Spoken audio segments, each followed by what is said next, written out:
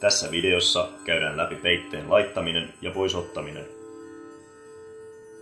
Aloita ottamalla peite pois säilytyskassista.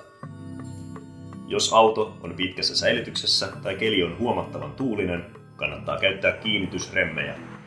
Ne on helpointa kiinnittää laittamalla remmit makaamaan parkkipaikalle ja ajamalla auto sitten paikalleen. Etsi peitteen etuosa. Se on helppo löytää front-merkinnän avulla. Asettele peite keulan päälle oikein päin.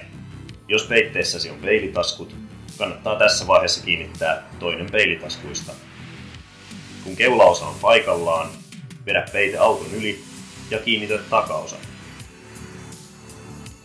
Tarkista oikea istuvuus ja kiinnitä sivut ja kiinnitysremmit. Älä kiristä kiinnitysremmejä liikaa. Tämän sähköauton peitteeseen on asennettu kätevä Covertzonen latausluukku.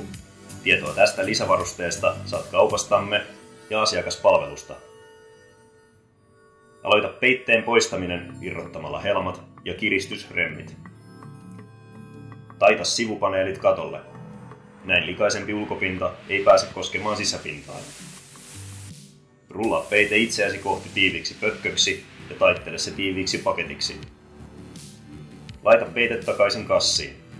Jos peite on märkä, kuivata se ennen kassiin laittoa. Jos peite on likainen, pese se. Pesuohjeet löydät peitteen käyttöohjeesta. Mahdollisimman pitkän käyttöiän takaamiseksi pidä huoli, että peite pestään ja kuivatetaan säännöllisesti. Kiitos.